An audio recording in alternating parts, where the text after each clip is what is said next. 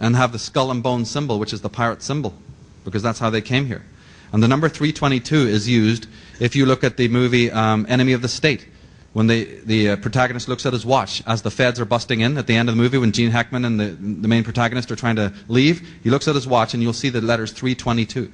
In James Bond movies you'll see this. If you're looking, you'll see that number used a lot. And here in Nike, you see in the flames, this is a Nike logo. Don't ask me what it means, but you'll see this is just one example. I have to be brief, but there's many examples of this. All of these pirate families became fabulously wealthy because from day one they were purveying opium, they were purveying alcohol, and they were purveying other things, slavery. They were involved in slavery when they colonized America and these other countries. And some of them, these families went on to become fabulously wealthy and are still known today. But as I said, they're not the rags to riches companies. Seagrams and all of these groups have a long ancestry in Bushmills. And one of them is the Bacardi group, right? Well, they are descended from these types that I'm telling you about. Here is their headquarters in Porto, in Portugal. Those flames are 10 feet high. And in the middle of there is the logo of the vampire bat with blood dripping down from it. So I don't know what it tells you about a corporate headquarters that has flames and 10 foot high with a blood-soaked vampire bat for the logo. But you can guess what their consciousness is like. And the stream of dead bodies that they've left behind with their poison that they've been disseminating for generations. And here in the corporate logos, again, suggestion. They're telling you, they're suggesting to you that these companies that are famous come from the pirates. They do it in a designer way so you don't catch it. But if you know what is going on here and the symbols that are being used, they'll be too happy to tell you about the sun and who they are and the pyramid and the fact that where they have got their money and what they've been into and who they've been denigrating. One of the ancient symbols of these societies is the claw. I bring this up because you see a lot of motifs that look like corporate logos. You know, these are pretty much, you see these generically on banks, right? Look again. Do you see how that is a claw of a tiger or a bear? Because that's what it is. There's ancient societies called the African Order of the Tiger, of which your FDR, Roosevelt, was a member of an order called the Ancient Order, the African Order of the Tiger. And their symbol was the claw marks. And you'll often see a claw like that surrounding the earth. Because these secret societies believe that that's what they're doing. That they are, in fact, gripping the earth. Owning the earth. 666. Everybody's into it. Can't spend too much time on it, but there's a lot of symbolism in the whole concept of the 666, the 3 sixes being used in corporate design. Here's the old company gateway before they changed it to a black and white cube. They used to use the 3 intertwined 6s and talk about gateways.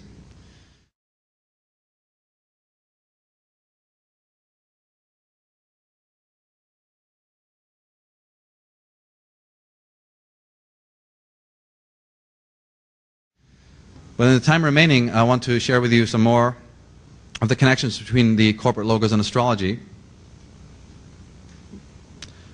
And Friedrich Nietzsche summed it up. He said, as long as you still experience the stars as something above your head, you will lack the eye of knowledge and never know wisdom. And was he right? Because stars are everywhere. They're on everything.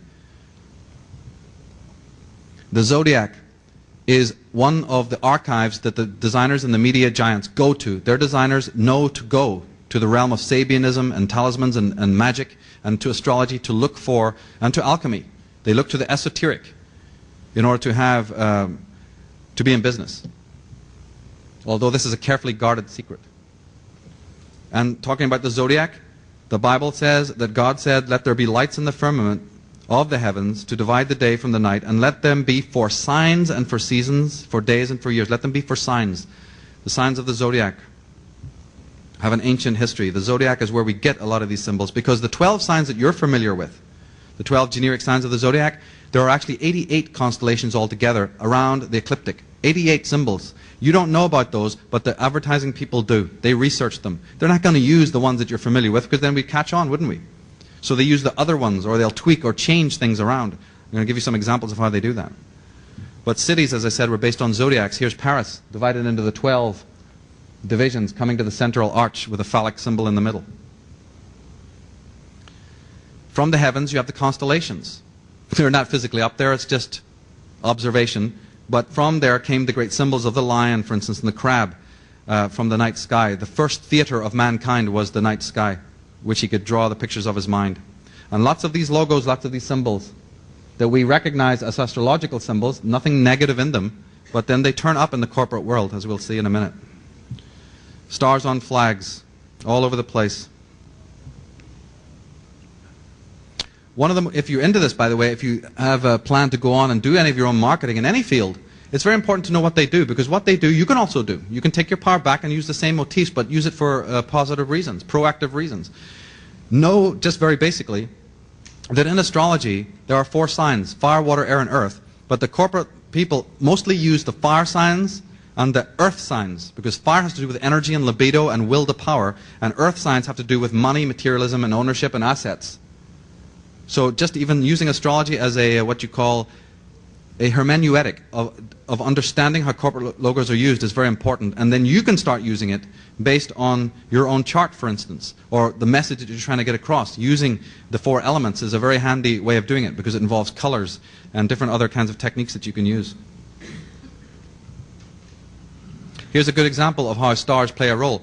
This is considered the bear, which is the generic grizzly of America, of California. No, it's not where the symbol comes from, because the red star in the corner gives it away.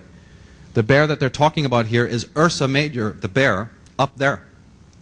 And the star is the pole star that the bear turns around. So what you have there is an astrotheological motif disguised in another way. Very, very well disguised, as a matter of fact. For years, down through the centuries, the bear, the 7 stars were called the Magnificent 7, or the Shining 7. The 7 planets, even, if you want to look at it. The 7 planets in the heaven, the 7 lights, which we find turning up as archetypes and stereotypes everywhere. Just observing how much the simple symbol of the sky is used in corporate logos as a backdrop is very important.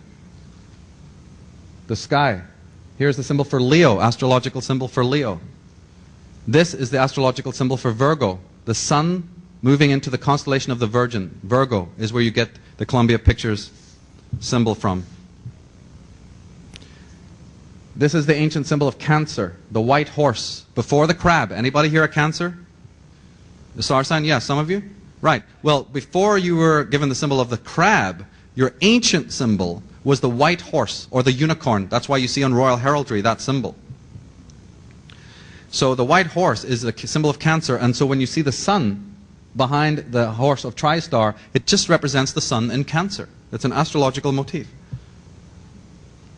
And the Virgin is Virgo, with the 12 stars in her hair, or the crown of 12 stars, the zodiac.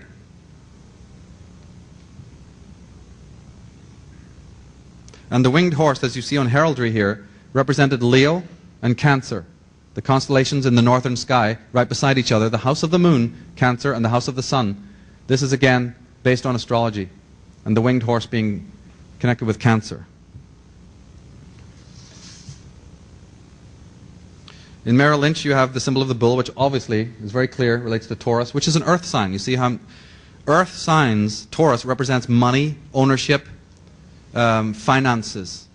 So you have a financial company here using an astrological symbol because they know what it means. Sagittarius. Anybody here a Sagittarius? Star sign Sagittarius, yeah. Your symbol is used as a horseman, right? With the bow and arrow.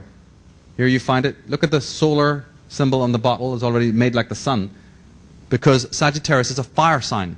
Anyone who's a Sagittarius knows that they're a fire sign. Here's the lady with a bow. One of the latest Cadillac advertisements, literally on television, showed a person firing an arrow down a street, and then came the car. Using the bow and arrow motif, you'll see it a lot. It relates to the sign of Sagittarius.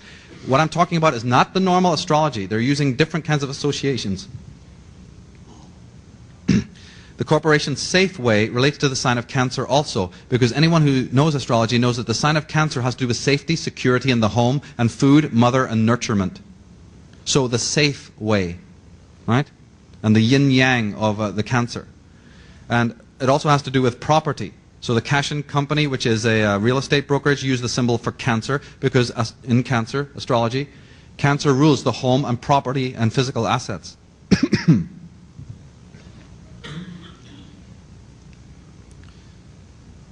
Remember we said that Freemasonry is the blue and red degrees? Right? The opening degrees of Freemasonry are called the red and the blue degrees.